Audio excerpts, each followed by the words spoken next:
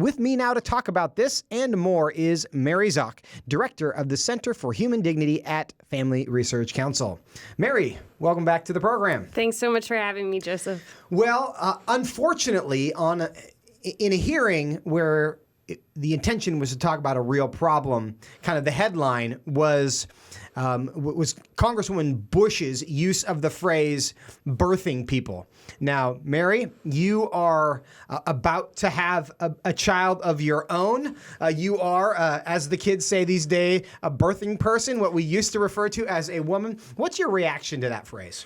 Well, I think it just shows in a lot of ways the lack of seriousness with which we're taking this issue of maternal mortality, especially among the African American community, where we do have a real maternal mortality crisis. America in general has a maternal mortality crisis.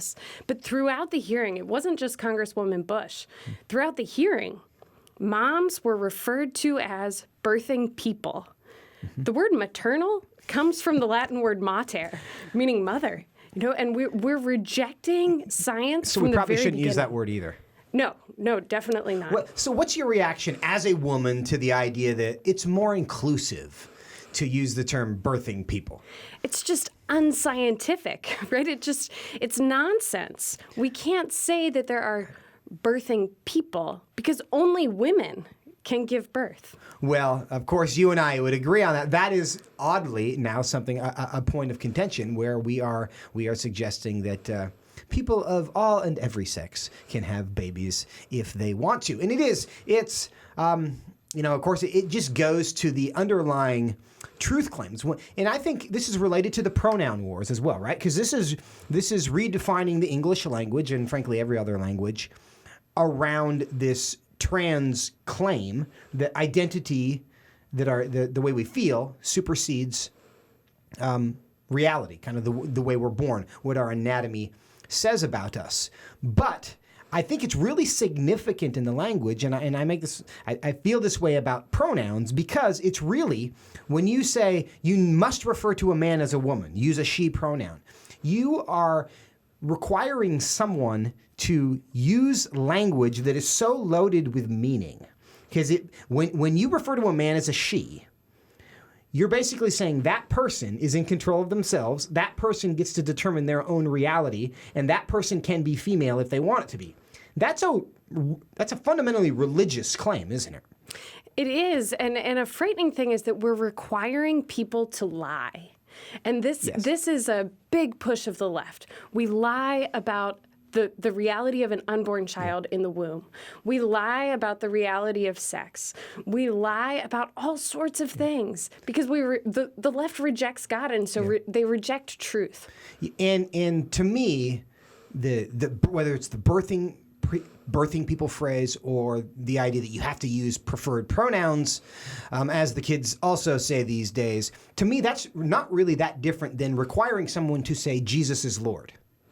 Now, right. I might think that's actually true, and I might like it if you say that, and it might make me feel better. But I would strongly object to the idea that government's going to force you to say that. And really using quote-unquote preferred pronouns philosophically isn't that different because it's a statement of faith about the nature of reality. And in a free society, we're not supposed to do that, are we? No. Force people to make those claims. Certainly not. We are compelling speech. And in this case, in the case of the maternal mortality crisis hearing, we're compelling speech that detracts from the actual issue. We're detracting from the fact that across this country, we actually have a crisis of Black women not receiving the type of maternal health care that they should.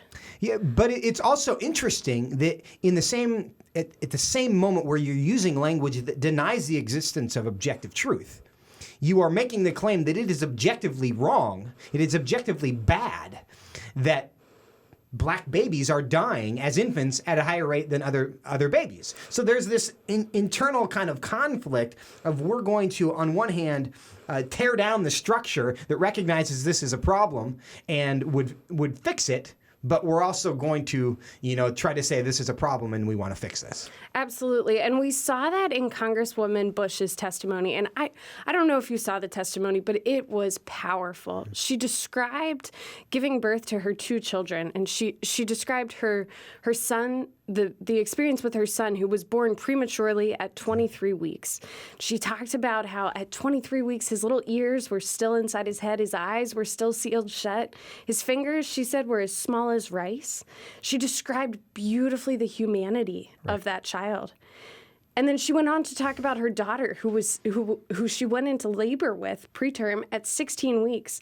She talked about how the doctors told her, go home and let your baby die. Yeah. And she fought for that child's life.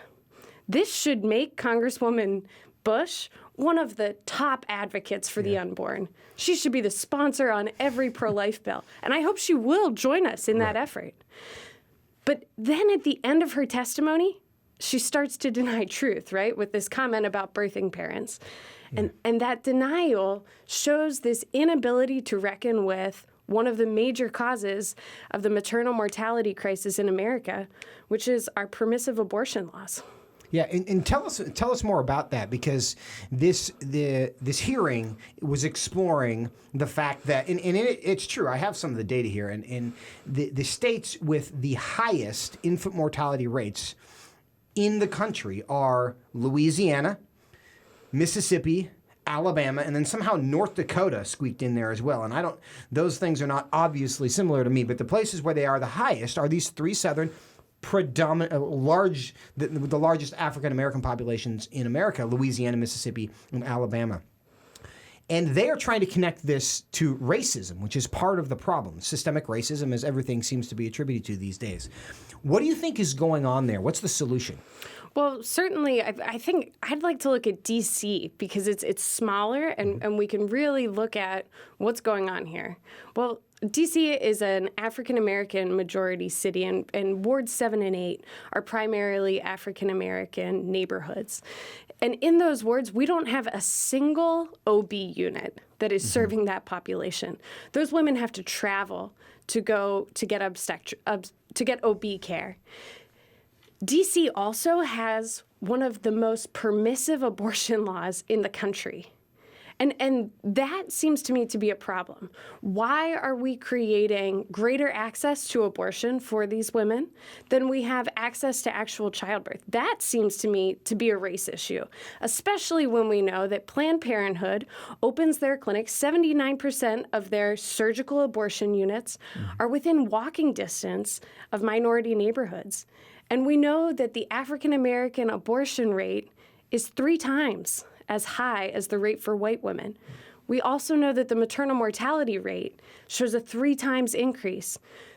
But our medical community and our culture, our society, our government has denied the fact that abortion could even play a part in the maternal mortality crisis. We won't even look at it. And we don't want to look at it because, sadly, there are things that we really don't want to know, aren't there? Exactly. We don't want to see the truth. And we don't want to see, well, Margaret Sanger, who founded Planned Parenthood, she was a eugenist, and Planned Parenthood is continuing her mission today. Now, I want to change subjects here briefly, kind of, because we're still talking about, in the spirit of Mother's Day and mothering, a couple headlines this week. The declining birth rate in the United States. We've reached a record low.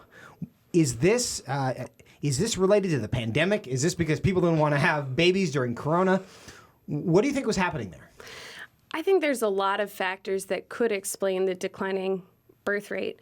But if we look at the situation that was created under COVID, we told people, be afraid of each other. Be afraid of yourself. Don't go to church. Don't invite God into your life. And try to have as much control as you possibly can. We said, don't take any risks. I can't think of a greater risk than getting married, loving someone unconditionally, and having a child. Yeah, well, children are risky. I mean, there's no doubt about that. And we are becoming increasingly risk averse. But I mean, this is a long-term problem if we stop having babies, isn't it? It certainly is. And we're seeing, the predictions about what could happen to the economy. And we've seen this especially in countries like China, who have gone to great extents to try to control their population, to try to be in charge of what's happening there. Yeah. And you co-authored a piece this week. The title was "Population Isn't All That China Loses with Its One-Child Policy." What did you mean there? What's at stake for China? China is seeing the tragic effects of their one-child policy. They tried to expand it to a two-child policy. Well, it didn't work. Their population is still in decline. But furthermore, we've seen human trafficking on the rise because there's a lack of baby girls there. We've seen suicide on the rise, especially in the elderly rural populations who are lonely, who are experiencing a growing old without anyone to care for them. It's a huge problem all across the board, not to mention the fact that they have destroyed the lives of over 400 million babies through this. Yeah, and that is tragic. And when we look generationally at our decisions, sometimes it takes more than a couple weeks to discover the consequences of the decisions we made. And China is experiencing that now. And what we see here domestically is that we risk being where China is 30, 40, 50 years from now if we don't change our value system that values kids and says we want to bring them into the world. And that's what mothers do, and that's why we celebrate them in the way we do. Mary Szoch, thank you so much for joining us. Thanks so much for having me.